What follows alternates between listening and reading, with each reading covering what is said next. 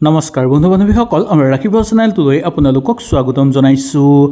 আজি মই আপোনালোকৰ কাৰণে লৈ আহিছোঁ তুলা ৰাশিৰ জাতক জাতিকাসকলৰ আগষ্ট মাহৰ সম্পূৰ্ণ ৰাশিফল শিতানটো। এই মাহত আপোনালোকৰ কেৰিয়াৰ, ধন সম্পত্তি, প্ৰেম, বৈবাহিক জীৱন, শিক্ষা, স্বাস্থ্য আৰু ভাগ্য কেনেকুৱা হ'ব, এই সকলোবোৰ কথা আপোনালোকে এই ভিডিঅ'টোৰ যোগেদি জানি ল'ব পাৰিব। আৰু ভিডিঅ'টোৰ শেষত মই আপোনালোকক জনাম কিছুমান ঘৰুৱা প্ৰতিকাৰৰ কথা, যি প্ৰতিকাৰ কৰিলে আপোনালোকৰ ভাগ্য আৰু অধিক উন্নতিৰ দিশলৈ যাব আৰু কৰ্মক্ষেত্ৰত অধিক সফলতা অৰ্জন কৰিব পাৰিব। সেই গতিকে ভিডিঅ'টো মনোযোগ সহকাৰে শেষলৈকে চাব। আহক তেনেহ'লে আমি আৰম্ভ কৰোঁ। আগষ্ট মাহটো তুলা ৰাশিৰ জাতক জাতিকাসকলৰ বাবে নতুন সম্ভাৱনাৰ মাহ আৰু ইতিবাচক পৰিৱৰ্তনৰ সংকেতৰ মাহ বুলি ক'ব পৰা যায়। যিসকল লোকে বহুদিনৰ পৰা কিবা কাম কৰি আছে, সেই কামৰ তেওঁলোকৰ উত্থান বেছিকৈ হোৱাৰ যোগ দেখিবলৈ পাব। তেওঁলোকৰ বাবে এই মাহটো অনুকূল প্ৰভাৱ থাকিব। লগতে নতুন নতুন কৰ্মৰ সূত্ৰৰ পথ মুকলি হৈ পৰিব। কিন্তু এটা কথা আপোনালোকে মনত ৰাখিব, অসৎ পথেৰে কৰা কৰ্ম আপোনালোকৰ এই মাহত ধ্বংস হৈ পৰাৰ সম্ভাৱনা দেখিবলৈ পোৱা যাব পাৰে। পোনপ্ৰথমতে আমি জানি লওঁ আহক চাকৰি আৰু কেৰিয়াৰৰ কথা। চাকৰিয়াল লোকসকলৰ বাবে এই মাহটো যথেষ্ট পৰিমাণে গুৰুত্বপূৰ্ণ। উচ্চ বিষয়াৰ পৰা আপোনালোকে কথা শুনিবলগীয়া হ'ব পাৰে, তথাপিও সেই কৰ্মত আগুৱাই যোৱাৰ সুযোগ আপোনালোকে লাভ কৰিব পাৰিব। নতুন দায়িত্ব আহিব, দায়িত্ব সফলভাৱে সম্পূৰ্ণ কৰিব পাৰিব, যাৰ ফলত পদোন্নতি হ'বলৈ ধৰিব আৰু লগতে দৰমহা বৃদ্ধিৰো যোগ দেখিবলৈ পোৱা যাব। যিসকল লোকে প্ৰাইভেট ছেক্টৰত কাম কৰে, তেওঁলোকৰ কাৰণেও এই মাহটো অনুকূল বুলি ক'ব পৰা যায়। যিসকল লোকে নতুন চাকৰি বিচাৰি আছে, তেওঁলোকৰ কাৰণে মাহৰ দ্বিতীয় ভাগটো অত্যন্ত অনুকূল হিচাপে পাৰ হ'ব। কিবা যদি আপোনালোকৰ ইণ্টাৰভিউ আছে বা কিবা প্ৰতিযোগিতামূলক পৰীক্ষাৰ কাৰণে প্ৰস্তুতি চলাই আছে, তেনেহ'লে নিশ্চয় ভাল ফল অৰ্জন কৰিব পাৰিব। ব্যৱসায়িক বাণিজ্যৰ ক্ষেত্ৰৰ কথা ক'বলৈ হ'লে নতুন গ্ৰাহক বৃদ্ধি পাবলৈ ধৰিব, এটাৰ পিছত আনটো সুযোগ সুবিধা আহিবলৈ ধৰিব। যদি আপোনালোকে আগতেই ক'ৰবাৰ ক্ষেত্ৰত বিনিয়োগ কৰিছে, তেনেহ'লে উত্তম হ'ব, কিন্তু নতুনকৈ বিনিয়োগ কৰাৰ ক্ষেত্ৰত ভালকৈ পৰীক্ষা নিৰীক্ষা কৰি লোৱাটো বুদ্ধিমত্তাৰ কাম বুলি কোৱা হৈছে। আৰ্থিক দিশৰ পৰা চাবলৈ গ'লে ধনৰ ক্ষেত্ৰত এই মাহটো মিশ্ৰিত ফল দেখিবলৈ পোৱা যাব। আয় বৃদ্ধি পাব পাৰে যদিও খৰচৰ মাত্ৰাও বৃদ্ধি পাব পাৰে। অমান্তিক খৰচৰ মাত্ৰা আপোনালোকৰ যথেষ্ট পৰিমাণে এই মাহত বৃদ্ধি পাবলৈ ধৰিব পাৰে। বিশেষকৈ ঘৰ, পৰিয়াল বা ভ্ৰমণৰ দিশত আপোনালোকৰ ব্যয় মাত্ৰা বৃদ্ধি পাব। সেই গতিকে অকণমান সঞ্চয় কৰিবলৈ চেষ্টা কৰিব আৰু ব্যয় কেনেকৈ ৰোধ কৰিব পাৰি তাৰ প্ৰতি গুৰুত্ব দিবলৈ চেষ্টা কৰিব। যদি আপুনি সঞ্চয়ৰ অভ্যাস কৰে, তেন্তে এই মাহৰ শেষৰ ফাললৈ আপোনালোকৰ আৰ্থিক স্থিতি আৰু অধিক শক্তিশালী হৈ পৰিব। অতি লাভৰ আশা কৰি যাতে আপোনালোকে বেলেগ পথলৈ নাযায়, তাৰ প্ৰতি বিশেষকৈ এই মাহত লক্ষ্য ৰখাটো দৰকাৰ হৈ পৰিব। প্ৰেম আৰু দাম্পত্য জীৱনৰ কথা ক'বলৈ হ'লে প্ৰেমৰ জীৱনত ইতিবাচক পৰিৱৰ্তন দেখিবলৈ পাব। যিসকল লোক অবিবাহিত, তেওঁলোকৰ কাৰণে অনুকূল থাকিব।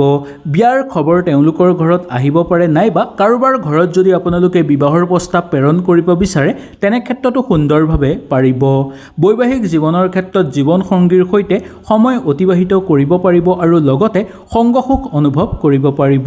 সৰু সৰু ভুলবোৰ বুজাবুজি কৰি ল'ব পাৰিব আৰু সকলো ফালৰ পৰা আপোনালোকৰ ঘৰুৱা পৰিৱেশ উন্নত হৈ পৰিব আৰু বৈবাহিক জীৱনত ইতিবাচক পৰিৱৰ্তন দেখিবলৈ পোৱা যাব। প্ৰেমত যিসকল লোক আছে, তেওঁলোকৰ প্ৰেম বিবাহৰ প্ৰবল যুগ নামি অহা দেখিবলৈ পোৱা যায় এই আগষ্ট মাহত। পৰিয়ালবৰ্গৰ কথা ক'বলৈ হ'লে পৰিয়ালত চলি থকা সমস্যাবোৰ কিছু পৰিমাণে ম্লান হোৱা দেখিবলৈ পাব। ঘৰত কোনো শুভ অনুষ্ঠান বা আনন্দৰ পৰিৱেশ সৃষ্টি হোৱাৰ সম্ভাৱনা দেখিবলৈ পোৱা যাব। জ্যেষ্ঠ সদস্যৰ পৰামৰ্শৰ অৱহেলা আপোনালোকে কেতিয়াও নকৰিব। তেওঁলোকে অভিজ্ঞ লোকৰ পৰা আপোনালোকে পৰামৰ্শ ল'বলৈ একেবাৰে পলম নকৰিব। শিক্ষাৰ ক্ষেত্ৰৰ কথা ক'বলৈ গ'লে ছাত্ৰ ছাত্ৰীসকলৰ বাবে এই আগষ্ট মাহটো যথেষ্ট পৰিমাণে শুভ হ'ব। অধ্যয়নত মনোযোগ বৃদ্ধি পাবলৈ ধৰিব। যিসকল লোকে প্ৰতিযোগিতামূলক পৰীক্ষাৰ কাৰণে প্ৰস্তুতি চলাই আছে, তেওঁলোকৰ কাৰণে অনুকূল হ'ব। শিক্ষাৰ কাৰণে ঘৰৰ পৰা দূৰলৈ যাবলগীয়া হ'ব পাৰে বা ঘৰৰ পৰা বাহিৰলৈ যাবলগীয়া হ'ব পাৰে। নতুন দক্ষতা শিকিবলৈ শিক্ষা লাভ কৰিব। সামাজিক ক্ষেত্ৰত আপোনালোকৰ শিক্ষাৰ বলত আপোনালোকে বহুদূৰ আগুৱাই যাব পাৰিব আৰু সুসন্মান অৰ্জন কৰিবলৈও সক্ষম হোৱা দেখিবলৈ পোৱা যায়। স্বাস্থ্যৰ দিশৰ পৰা ক'বলৈ হ'লে স্বাস্থ্যৰ ক্ষেত্ৰত ডাঙৰ সমস্যা দেখিবলৈ পোৱা নাযায় যদিও কামৰ চাপ বৃদ্ধি পাবলৈ ধৰিব, যাৰ ফলত আপোনালোকৰ মাজে সময়ে স্বাস্থ্যৰ অৱনতি ঘটিব পাৰে। সামান্য আপোনালোকে অকণমান কষ্ট কমকৈ কৰিবলৈ এই মাহত চেষ্টা কৰাটো উচিত। নিয়মিতভাৱে কষ্ট কৰিলে আপোনালোকৰ বেছি ক্ষতি নহয়, কিন্তু জোখতকৈ বেছি যদি আপোনালোকে কষ্ট কৰি দিয়ে তেনেহ'লে যথেষ্ট পৰিমাণে স্বাস্থ্যৰ অৱনতি ঘটিব পাৰে। ভাগ্যৰ কথা ক'বলৈ হ'লে এই মাহত ভাগ্য আপোনালোকৰ পক্ষত থাকিব, কিন্তু কেৱল ভাগ্যৰ ওপৰত নিৰ্ভৰ কৰি আপোনালোকে নচলিব। নিজৰ পৰিশ্ৰম নিজেই কৰিবলৈ অব্যাহত ৰাখিব। কঠোৰ পৰিশ্ৰমৰ আপোনালোকৰ অব্যাহত হ'বলৈ ধৰিব যদিও সময়মতে সঠিক কাম আপোনালোকে কৰিব পাৰিব আৰু সিদ্ধান্ত লোৱাৰ ক্ষেত্ৰত ডাঙৰ সফলতা অহাৰ যোগ দেখিবলৈ পোৱা যাব। এতিয়া আমি জানি লওঁ আহক এই মাহৰ শুভ ৰং, শুভ সংখ্যা আৰু শুভ দিনৰ কথা। এই আগষ্ট মাহত তুলা ৰাশিৰ জাতক জাতিকাসকলৰ শুভ ৰং হ'ব বগা আৰু আকাশী, শুভ সংখ্যা হ'ব 6 আৰু 9, শুভ দিন হ'ব বুধবাৰ আৰু শুক্ৰবাৰ। যিকোনো শুভ অনুষ্ঠান যদি আপোনালোকে কৰিব বিচাৰে তেনে ক্ষেত্ৰত বুধবাৰ আৰু শুক্ৰবাৰ দিনটোৰ নিৰ্বাচন কৰিব পাৰে। কিবা মাংগলিক অনুষ্ঠান কৰাৰ ক্ষেত্ৰতো বুধবাৰ আৰু শুক্ৰবাৰ দিনটো আপোনালোকে নিৰ্বাচন কৰিব। শুভ উপায়ৰ কথা কওঁ এতিয়া আমি আহক। সৰু ঘৰতে শুভ উপায় আপোনালোকে কৰিব পাৰে।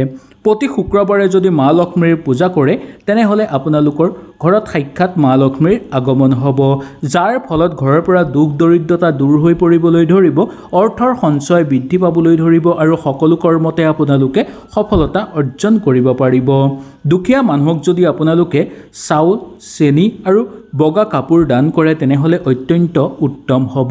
বিশেষকৈ এই মাহত যদি আপোনালোকে গৰীব বা দুখীয়া মানুহক যদি বগা বস্তু দান কৰে তেনেহ'লে আপোনালোকৰ উত্তম হ'ব বুলি মনা গৈছে। আৰু প্ৰতি শুক্ৰবাৰে মা লক্ষ্মীৰ পূজা নিশ্চয় কৰিব। তুলা ৰাশিৰ জাতক জাতিকাসকলৰ এই আগষ্ট মাহটো উন্নতিৰ মাহ, নতুন সুযোগৰ মাহ, আত্মবিশ্বাসৰ মাহ বুলি ক'ব পৰা যায়। সঠিক পৰিকল্পনা আৰু ধৈৰ্যৰ লগতে পৰিশ্ৰমে বহু ক্ষেত্ৰত আপোনালোকে সফলভাৱে আগুৱাই যোৱাৰ সুযোগ লাভ কৰিবলৈ সক্ষম হ'ব। এই মাহত কেৰিয়াৰৰ ক্ষেত্ৰত আপোনালোকৰ উন্নতি বৃদ্ধি পাবলৈ ধৰিব। মাহৰ আৰম্ভণিতে কৰ্মক্ষেত্ৰত দায়িত্ব বৃদ্ধি পাবলৈ ধৰিব। যদি ধৈৰ্য আৰু বুদ্ধিমত্তাৰে কাম কৰে তেনেহ'লে সফলতা লাভ কৰাটো নিশ্চিত বুলি ক'ব পৰা যায়। নিজৰ দক্ষতা আৰু পেছাদাৰী ক্ষেত্ৰত উন্নতি হোৱাৰ যোগ দেখিবলৈ পোৱা যাব। কৰ্মক্ষেত্ৰত পদোন্নতি হ'ব। নতুনকৈ কৰ্মত যোগদান কৰাৰ প্ৰবল সম্ভাৱনা আপোনালোকৰ দেখিবলৈ পোৱা যাব। অংশীদাৰী কাম কৰি থকা লোকসকলৰ কাৰণে লাভজনক যোগ থাকিব আৰু নতুনকৈ অংশীদাৰীভাৱে যদি কিবা ব্যৱসায়িক বাণিজ্য আপোনালোকে আৰম্ভ কৰিম বুলি ভাবিছে তেনে ক্ষেত্ৰত এই মাহটো অতিশয় উত্তম হ'ব বুলি ক'ব পৰা যায়। বিনিয়োগৰ ক্ষেত্ৰত মাথো অকণমান সাৱধানতা আপোনালোকে অৱলম্বন কৰি চলিব। সৰু সৰু কথাতে যাতে ঘৰত কণ্ডল সৃষ্টি হ'ব নোৱাৰে বা খেলিমেলি সৃষ্টি হ'ব নোৱাৰে তাৰ প্ৰতি বিশেষকৈ আপোনালোকে লক্ষ্য ৰাখিব। কৰ্মৰ চাপ বৃদ্ধি পাব পাৰে সেইটো সাধাৰণ কথা, কিন্তু জোখতকৈ বেছি কষ্ট এই মাহত আপোনালোকে নকৰাটোৱেই উচিত। নিয়মিতভাৱে আপোনালোকে কষ্ট কৰিব। কৰ্ম কেতিয়াও আপোনালোকে হাতৰ পৰা এই মাহত হেৰাই যাবলৈ বা এৰাই যাবলৈ কেতিয়াও নিদিব। দক্ষতা ক্ষেত্ৰত আপোনালোকৰ ইতিবাচক পৰিৱৰ্তন হোৱাৰ প্ৰবল সম্ভাৱনা দেখিবলৈ পোৱা যাব। এই মাহত যদি আপোনালোকে উন্নতি কৰিব বিচাৰে, নতুন সুযোগ লাভ কৰিব বিচাৰে আৰু সম্পৰ্ক শক্তিশালী কৰিব বিচাৰে তেনেহ'লে প্ৰতি শুক্ৰবাৰে মা লক্ষ্মীৰ পূজা কৰক আৰু দুখীয়া মানুহক বগা বস্তু দান কৰক। এনে কৰিলে আপোনালোকৰ সকলো ঠিক হৈ পৰিব, সকলো ফালৰ পৰা উন্নতি আহিবলৈ ধৰিব, সকলো ফালৰ পৰা শুভ প্ৰভাৱ নামি আহিবলৈ ধৰিব। ভাগ্যৰ পৰম আশীৰ্বাদ আপোনালোকে লাভ কৰিবলৈও সক্ষম হোৱা দেখিবলৈ পোৱা যাব। হয়তো এই ভিডিঅ'টোৰ যোগেদি আপোনালোকে সুন্দৰভাৱে বুজি পালে। যদি কিবা অসুবিধা পালে নিশ্চয় মোক তলত কমেণ্ট কৰি জনাব। তেনেহ'লে আজিলৈ আপোনালোকৰ ওচৰৰ পৰা বিদায় লৈছোঁ। কালিলৈ পুনৰ আপোনালোকক লগ পোৱাৰ প্ৰতিশ্ৰুতিৰে আজিলৈ নমস্কাৰ।